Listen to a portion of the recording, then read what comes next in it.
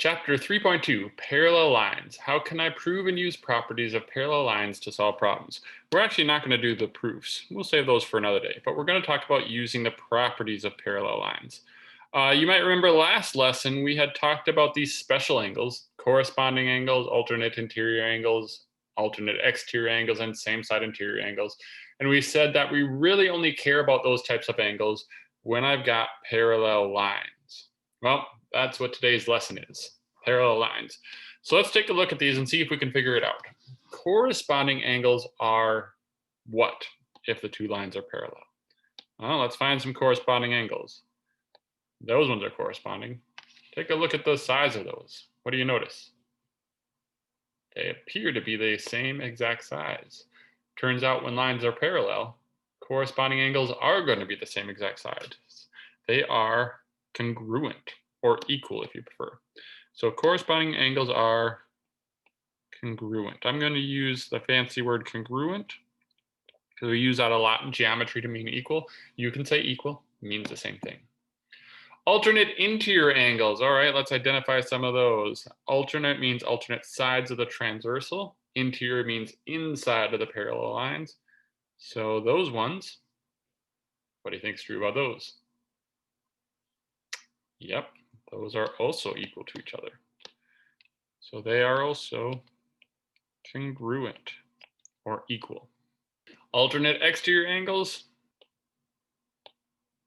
opposite sides of the transversal, but outside the parallel lines. If you take a look at those, yes sirree, those ones are also congruent, or if you prefer, equal. All right, same side interior angles is the one that's not quite the same as the rest. It's got a little different setup. So I'm going to highlight a couple alternate interior angles. There's one and there's one. Now, if you look at those definitely do not look equal, right? Like if I highlighted that is an acute angle, that is an obtuse angle. They are not equal. However, there is something true about this one. If that was 160 degrees, this one would definitely, excuse me, be 20 degrees. I can tell that for sure because of some of the other things I knew. So I'm going to talk about this a little bit. If I said this one was 120 degrees, I know for sure that this one is 120 because of one of these three. See if you can figure out which one. Hopefully you said alternate interior angles because they're alternate interior angles and those are congruent. But if this one's 120, I can find this one because those two angles together form a line and all lines add up to 180. So angle 4 would have to be 60 degrees because 60 plus 120 is 180. Well, that one's also 120. So it turns out those two will also add to 180. That's the special thing about same side interior angles.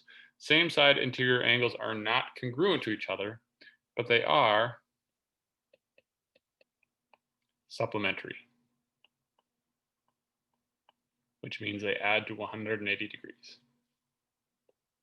All right, those are the four things we need to know. Corresponding angles are congruent, alternate interior angles are congruent, alternate exterior angles are congruent, and the oddball, same side interior angles, those are supplementary. If you know those four, the rest will be easy. Let's try a few practice problems. All right, so here's our first example problem. It says the measure of angle 3 is 50. So I know this one is 50 degrees. Then it's saying to find the measure of all other numbered angles. So I want to find the measure of all the other ones. 1, 2, 4, 5, 6, 7, and 8. All right. Well, since angle 1 is 50, there's a whole bunch of other ones that are going to be 50 as well. Angle 7 is going to be 50. See if you can say why. What type of angles are those? Those are corresponding angles. So angle 7 is also 50. Angle 1 is 50. Because what type of angles are these? Vertical angles. So you could say those are equal because of vertical angles. I could also set it because this one is 50. So that has to be 50. Those are alternate exterior angles. So there's a lot of ways I can find the answers. I could have looked at 7 and said they're alternate exteriors, so they're the same. I could have looked at 3 and said they're vertical because they're the same. Lots of reasons I could say those ones are the same. Either way, angle 1 still ends up being 50 degrees. All right, there's a couple more that are 50. Angle 5 is 50. Again, I could do it with vertical angles because they're across from each other. Or I could have done alternate interior angles. Those have to be the same. Or I could have done corresponding angles. Those are the same. Any way you look at it, angle 5 is also going to have to be 50 degrees. So this angle and this angle and this angle and this angle, those are all the same. They're all going to be 50 degrees. You might have figured out that the next angles are also all going to be the same, but not the same exact number. Like these are going to be the same because they're vertical. 8's going to be the same as those because those are alternate interior angles. So that's got to be the same as 2. 6 and 8 are vertical. Or you could have looked at 6 and 2. Those are corresponding. Or 8 and 4. Those are corresponding. All that information means that those all 4 have to be equal to each other. What are they equal to? Well, look at these. Those are same side interior. That's my special one. Those aren't equal, but they're supplementary, which means they add to 180. So angle 8 would have had to be 130. So that adds up to 180, which means all those other angles in pink, those are also all 130 degrees. All right, let's try another one. This problem says the measure of angle 1 is 110 degrees. Find the measure of angle 2. All right, well, I know this one's 110 degrees. So I got to figure out 2. Now I've got no real shortcut to get me straight from angle 1 to angle 2. But I do know that angle 1 is going to be the same as that one because they're corresponding angles. So I know that one's 110. Whoa, that was weird. And I know this angle here is going to be the same as that angle there because those are corresponding. So that's going to be 110. Oh, you know what? I don't even have to jump to that. I was going to jump to that and say that that means these two are supplementary because they form a line, which is totally right. But I could have done it in one step, and I didn't even see it. Because what do we know about these two angles? Those are same side interior, both on the same side of those parallel lines right here and inside of them, so those have to be supplementary. Either way you look at it, it's going to be supplementary to 110, right? Either because those are same side interior angles, or if you want, you could have done it like I was going to figure out first and use the fact that this one is 110 and those two form a line, so they're going to have to be supplementary. They're going to have to add to 180. If one of them is 110 to get to 180, I'm going to need 70 more degrees. That's 70 degrees. All right, one last type of problem. What is the value of y? So an algebra one.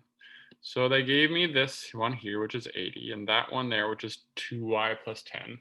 And so I got to look at that and think about what do I know about those angles? They threw in a couple extra lines, but don't let that throw you off. I've got this line and this line are parallel. I can tell they're parallel by those little angles, those little arrows there. Remember, arrows mean parallel. And here is a line that crosses through them. Actually, here's a line that crosses through them. And so if I look at that, those angles in pink, those are corresponding. Corresponding angles are equal. So I know those two expressions have to equal each other. I know 2y plus 10, whatever it is, that has to equal 80. Because those were corresponding angles. So if you have those angle names down and you know that corresponding angles are always equal, you're like, hey, no problem. That equals each other. We just do a little bit of algebra to solve it. Minus 10 from both sides to get rid of that 10. We get 2y equals 70. And then to get rid of the 2, divide by 2. I get y by itself. And 70 divided by 2 is 35. There it is. Just like that. So corresponding angles, a big thing to know. Corresponding angles are always congruent. Corresponding angles are ones like that, same corner in the shapes. Alternate interior angles are like these ones. Those ones are also always congruent when the lines are parallel. Alternate exterior angles are like those ones. Also always congruent when the lines are parallel. And then the oddball, same side interior, those ones actually add to 180. If you know those four things, the rest of these should pop out without too much of a problem. Give it a try. 7, 9, 12, 13, 14, 18, and 22. Definitely see me during my office hour if you have questions or you're not sure. I can help you out. See you later.